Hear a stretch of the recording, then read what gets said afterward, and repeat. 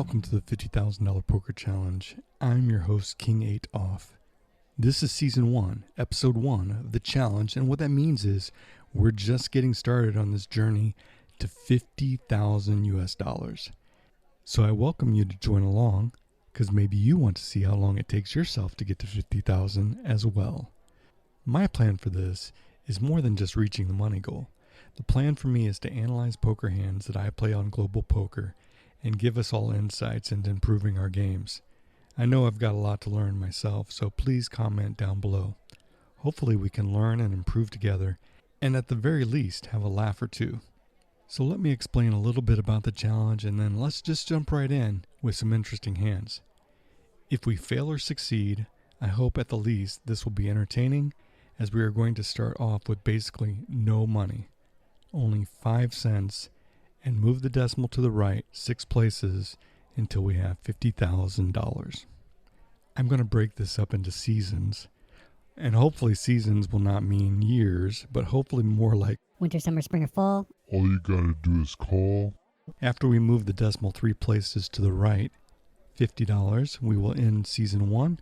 When we move it 1 more place to the right, $500, we will end Season 2. 1 more place to the right, Season 3. And 1 more place to the right, $50,000, we will conclude Season 4. I'm using the Global Poker software. I'm not promoting it in any way, nor receiving any compensation from them. You're welcome to join me, and hopefully we can play in a game or tournament together. As we get into the challenge, I will be able to tell you my schedule a little bit more and let you know where I might be for a game.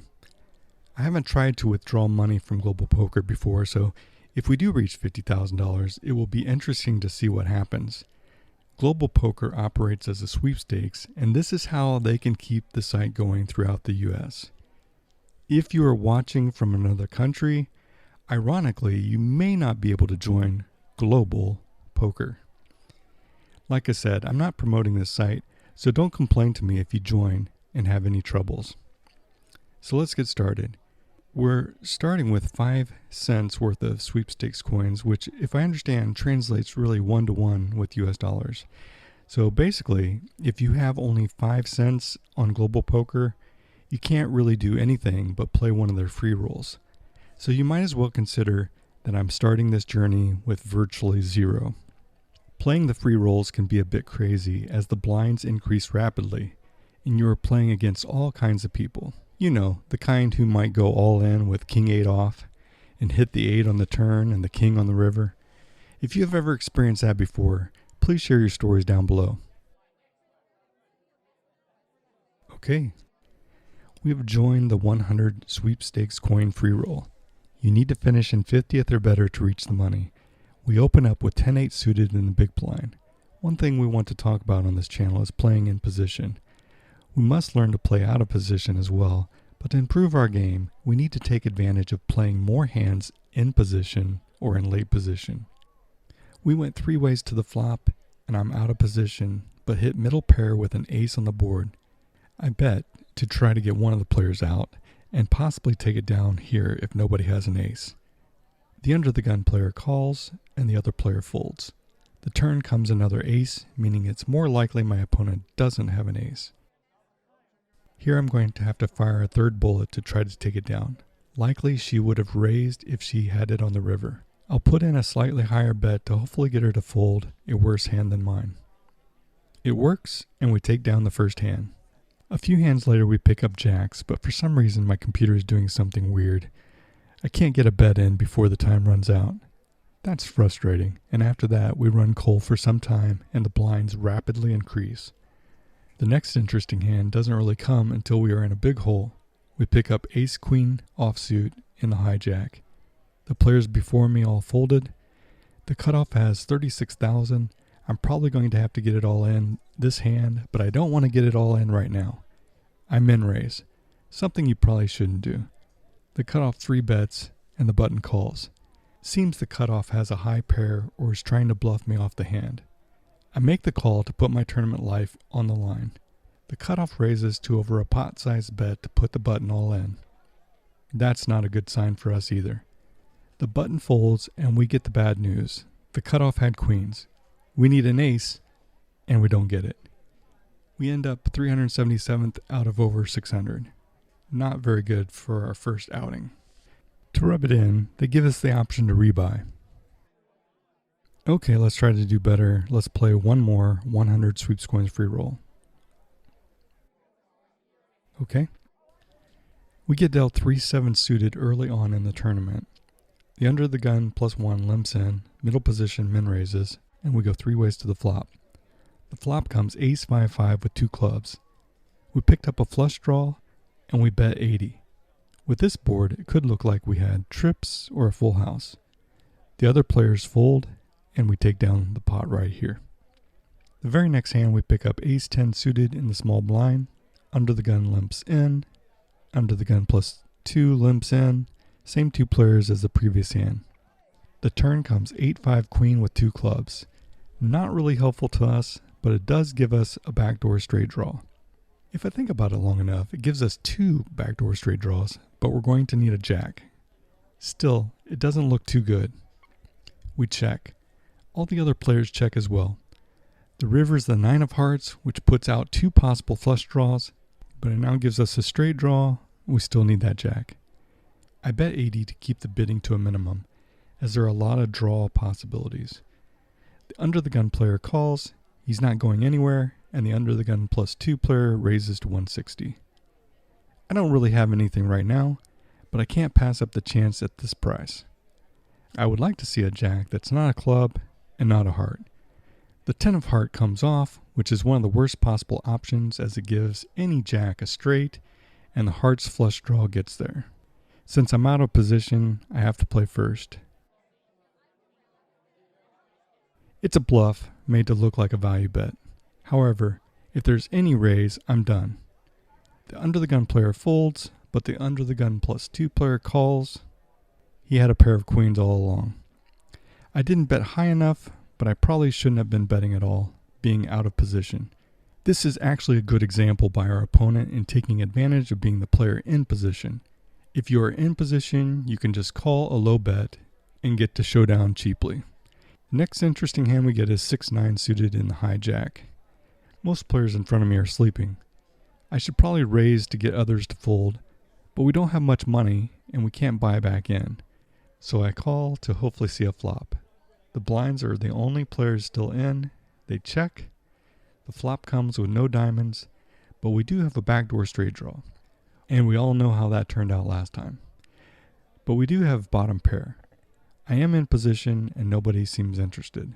This is where we can possibly take advantage of being in position. But I check instead. It's a 9, giving us a deceptive 2 pair. The small blind bets 240. It looks like he's repping a straight, but he checked his straight draw through, so I'm not buying that. There are 2 possible flush draws though. The big blind calls, I also call. The 9 of spades comes on the river, which gives us a full house. Unfortunately, I really folded on the turn. Possibly to trips or possibly a flush. We'll never know because he doesn't show. This is the hand that got away, and I'm probably going to tilt. We are still in 221st place out of 460. It's not bad, but not great. We need to move up. The very next hand comes queen 10 off in the low jack. The under the gun +2 raises to 180. The price is a bit high for what we have left, but like I said, I'm tilting a little from missing the full house. I need to get control of myself, but not right now. I call. The cutoff and small blind call, everyone else folds. We go 4 ways to the flop, and it's 7-3-3 with 2 spades. We totally missed this board. Everyone checks. The turn is the queen of spades, giving us top pair, but the flush gets there. The small blind bets 180. I don't think the small blind has it. I raise. The cutoff folds and the small blind calls. We're heads up to the turn. The small blind puts me all in. Unfortunately, there are many cards we're losing to, and sadly I return to reality. I fold. We run cold for a while and our stack is a bit depleted. The big blind is up to 150 and we only have 580 left. We're definitely the low stack at the table. We hope that not taking the risks earlier will pay off as we are still in this thing. We get dealt queen 8 off. It's nothing like king 8 off, but we'll take it.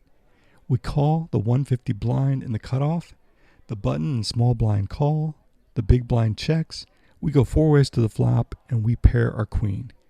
We have top pair, and the players in front of me all check. The pot is more than what we have left, we're all in. The small blind is the only one who calls. He could easily have a queen with a higher kicker, but he doesn't. We take this much needed pot down and move up 20 positions to 243rd with 378 players left. We definitely need to increase our stack.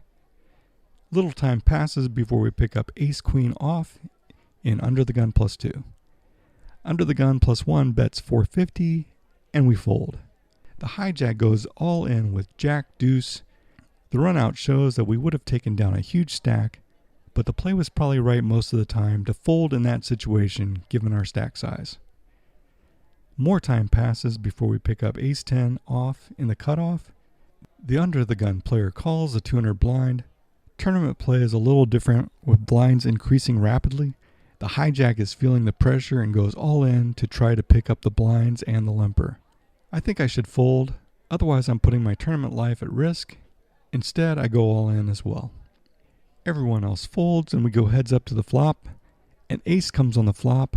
The hijack also has an ace, but we have the better kicker. We just need to avoid a 5. Oh, and we need to avoid an ace as well, because our kickers do not beat the board. Of course, it's an ace. Our luck is not turned. At least we're not out. Also, during tournament play, you might possibly have to ante up, and that's what's happening now. So not only are the blinds building, but now the antes are helping to lower our stack. Time is not on our side. The very next hand, we pick up 8-10 suited in the hijack. Everyone ahead of me folds. I call the big blind of 300. The cutoff times out, as does the button. The small blind folds. The big blind min raises. I call. We are heads up to the flop. We flop a gut shot straight draw and a backdoor flush draw. The big blind checks.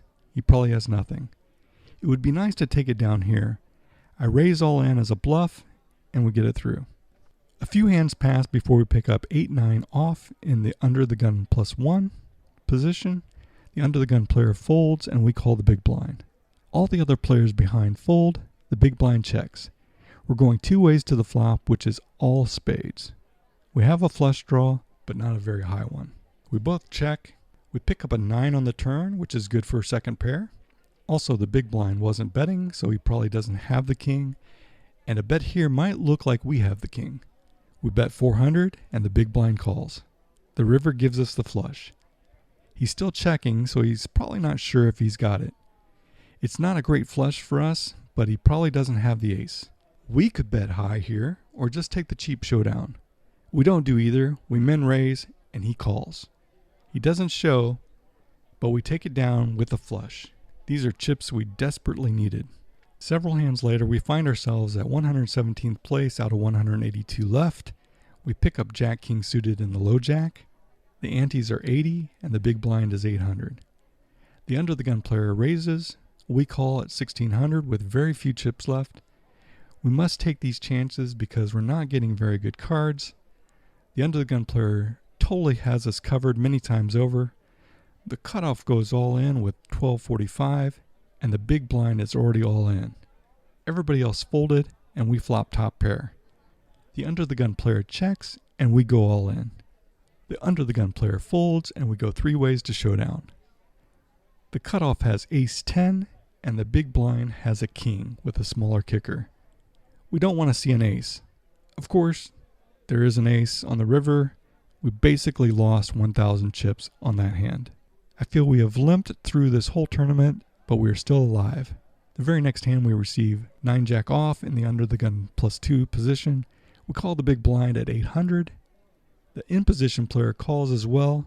The big blind checks, and we are going 3 ways to the flop.